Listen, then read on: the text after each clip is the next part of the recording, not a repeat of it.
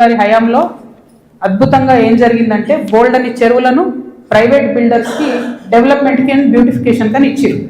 ఇలా కొన్ని జెన్యున్ ఉన్నాయి, మంచినే వాళ్ళు పాపం బ్యూటిఫికేషన్ చేసారు సిఎస్ఆర్ కింద. చాలా మటుకు ఎట్లున్నాయండి, ఇప్పుడు ఈ ఎవరైతే ప్రణీత్ బిల్డర్స్ ఉన్నారో ఆ ఫోటో వాటి ఆ మొత్తం 71 ఎకరాలు కట్టినటువంటి ప్రణీత్ బిల్డర్కే ఈ ఉస్మాన్ కుంట చెరువు డెవలప్మెంట్కి ఇచ్చారు. ఇస్తే ఆయన ఏం చేసిండు, దాన్ని డెవలప్ చేసి ఊరోళ్ళకి ఇవ్వకుండా డెవలప్ చేసి అందులో 4 ఎకరాలు మింగి ఆ 4 ఎకరాలలో 8 విల్లాలు కట్టి చుట్టూ కాంపౌండ్ వాల్ పెట్టి జనంకి అవకాశం లేకుండా వేసారు. అంటే నీకు డెవలప్మెంట్ కనిస్తే నువ్వు మింగేసినావు. అందులో నీ కొడుకే డైరెక్టర్ ఉన్నాడు కృష్ణారావు గారు. మరి సమాధానం ఇప్పుడు చెప్పు, ఏం చెప్తావు నాకు అర్థం కాదు. ఏదో నిన్నటి నుంచి తమాషా చేస్తున్నట్టు జాగృతలు దాడి చేస్తారు గీడి చేస్తారని. మాకు అట్లాంటి ఆలోచన ఏం లేదు. మేము మీ మీద దాడి చేసేంత పెద్ద వ్యక్తి మీరు కాదు. ఫస్ట్ థింగ్ వదిలేసేయండి, మీ మీద దాడి చేసే అవసరమే లేదు. మీ వెనుక గుంటనక్క ఉంది చూసినావా, వాళ్ళని మాత్రం వదిలిపెట్టాం. ఆ గుంటనక్కకి చెప్తున్నాయి ఇప్పుడు ఇన్నమని. ఆ గుంటనక్క ఇంటుంటాడు, ప్రెస్ మీట్ నాకు తెలుసు.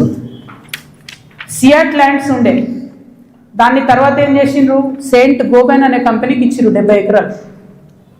దాని తర్వాత ఏం చేసిర్రు, ఈ గుంటనక్క రికమెండ్ చేస్తే మన BRS government favourite builder Vasavi ఉన్నాడు కదా, ఆ వాసవి బిల్డర్కే ఇచ్చిర్రు. అయితే ఒక అధికారి దానిలో చాలా కీలక పాత్ర. ఆ అధికారి ఇప్పుడు ఈ గవర్నమెంట్లో కూడా కీలకంగా ఉన్నాడు. కానీ ఖచ్చితంగా సెయింట్ గోబెన్ ల్యాండ్కి సంబంధించి ఆ అధికారి పేరు, నేను చెప్పే గుంటనక్క గారి పేరు రెండు కలిపి నేనే ఇస్తా. విజిలెన్స్కి ఇస్తా, ఈడీకి ఇస్తా, సిబిఐకి ఇస్తా. ఏ చూసుకోరు, ఏం చేసుకుంటారో వేసుకో. నేను మీలాగా ఫాల్తు అలిగేషన్స్ చేయను. నా భర్త ప్రైవేట్ ల్యాండ్లో వ్యాపారం చేసిండు. ఏ రియల్ ఎస్టేట్లో ఉన్న వ్యక్తి అయినా చేస్తాడు. మేమెన్నడూ ప్రభుత్వ భూమి జోలికి పోలేదు.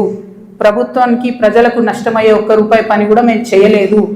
మీరు అనవసరంగా లేనిపోయిన అలిగేషన్స్ నా మీద వేసి ఈమె ఏదో జనం బాట పేరుతో జనంలో పోతుంది, ఈమె డిస్టర్బ్ చేద్దాం, మైండ్ ఖరాబ్ చేద్దాం అనే ఆలోచనలు పెట్టుకుంటే మాత్రం నేను చూస్తూ ఊరుకోను. ఇవాళ జవాబు ఎందుకు ఇస్తున్నా అంటే, నేను మీలాగా వెన్ను చూపించి పారిపోయే వ్యక్తిని కాదు. నా మీద వచ్చిన అలిగేషన్కి అవుట్ రైట్గా సమాధానం చెప్పే వ్యక్తిని. నా జాగృతి కార్యకర్తలందరికీ కూడా, తెలంగాణ ప్రజలందరికీ కూడా నేను క్లారిటీగా చెప్తున్నాను. 10 ఏళ్ల బీఆర్ఎస్ పాలనలో నాకు ఏ దాంతో కూడా సంబంధం లేదు. నన్ను నిజామాబాద్ వరకు పరిమితం చేసిండ్రు. 5 ఏళ్ళే నేను యాక్చువల్గా ఉన్నది పవర్లో. ఆ 5 ఏళ్ళు ఎంపీగా ఉన్నప్పుడు ఢిల్లీ, నిజామాబాద్,